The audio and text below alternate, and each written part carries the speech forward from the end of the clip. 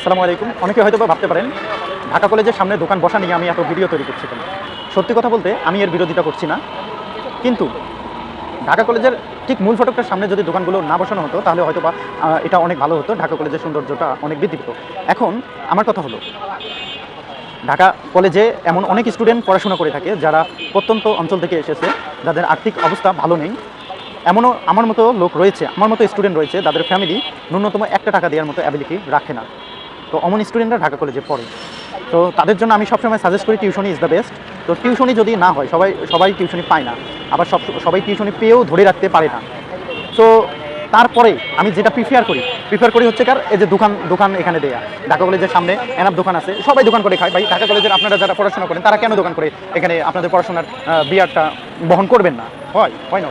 এই যে পুরো জায়গাটা দেখতে পাচ্ছেন এখন খালি, এই পুরো জায়গাটা কিন্তু দোকানপাট থাকে। তো তারা যদি এই দোকানের মাধ্যমে একটা পরিবার চালাতে পারে, এই দোকানদারগুলো যারা দোকানদার করছে তারা বলুক অথবা না বলুক, আপনারা হয়তোবা কী ভাববেন জানি না, এখানে প্রত্যেকটা এমপ্লয়ি 550 টাকা করে বেতন পায় একদিনের জন্য। এই ঢাকা কলেজের সামনে যারা দোকানদারি করে থাকে, এমপ্লয়ি 550 টাকা বেতন পায় এবং নাস্তা খাওয়ার জন্য 50 টাকা নেয়। আমি একটা সূত্রে জানতে পেরেছি এবং তাদের কাছ থেকে শুনেছি। তো প্রত্যেকটা একটা এমপ্লয়ি যদি 600 টাকা পায়, তাহলে আপনারা মনে করেন এই যে ভ্যানে যারা দোকানদারি করতেছে তাদের ইনকামটা কত। তো ওখান থেকে ওই ইনকামের মধ্য দিয়ে তারা কিন্তু তাদের ফ্যামিলি চালাচ্ছে। তো আপনি কেন এমন একটা দোকান দিয়ে আপনার পড়াশোনার খরচ চালাতে পারবেন না? নট অনলি পড়াশোনার খরচ, আপনি যদি এখানে একটা দোকান দেয় এবং একটা এমপ্লয়ি রাখেন, আপনার পড়াশোনার খরচের পাশাপাশি আপনি আপনার পরিবারকে চালাতে পারবেন। I am sure about this. এই যে দেখেন একজন ভাই চলে যাচ্ছে, ইনি কিন্তু এমপ্লয়ি। হ্যাঁ, আমাদের ঢাকা কলেজের যে ড্রাইভার রয়েছে, গাড়ি চালায়, তো তিনার এটা দোকান, ওনার দোকান আবার কলেজের হলে নিয়ে যাচ্ছে। তো এনাকে বেতন দেয় 550 টাকা, 60 টাকা খাওয়ার জন্য। তার মানে মাসে কত করে টাকা দেয় একটু হিসাব করেন। মাসে প্রায় 16-17 হাজার টাকা উনি একটা এমপ্লয়িকে দিচ্ছে। হ্যাঁ, এই যে এমন অনেকেই রয়েছে, এই যে দোকান নিয়ে যাচ্ছে ঢাকা কলেজের ভিতরে। তো এমন অনেক এমপ্লয়ি রয়েছে যাদের 600 টাকা করে তারা প্রত্যেক দিন মাফিক দেয়।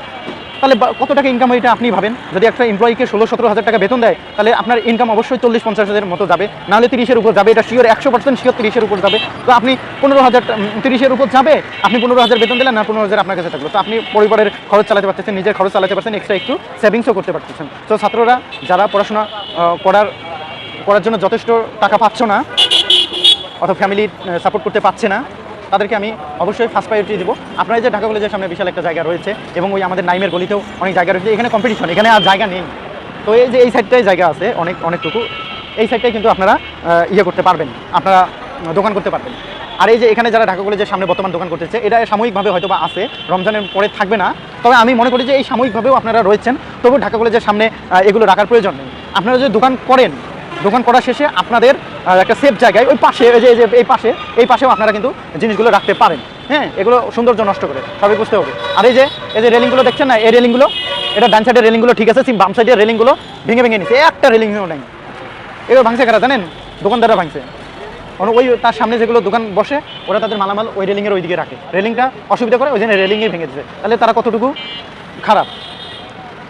তো এই সমস্ত লোকদের তো দোকান করতে দেওয়া যাবে না। আমি মনে করি ওদেরকে তুলে দিয়ে স্টুডেন্টদের ওখানে দেওয়া দরকার, যে স্টুডেন্টদের দোকান করে নিজেদের পড়াশোনার খরচ চালাক। আচ্ছা, ঠিক আছে, সবাই ভালো থাকবেন, সুস্থ থাকবেন। অনেক লেন্থি ভিডিওটা হলো, ভালো থাকবেন। হ্যাঁ, আসসালামু আলাইকুম।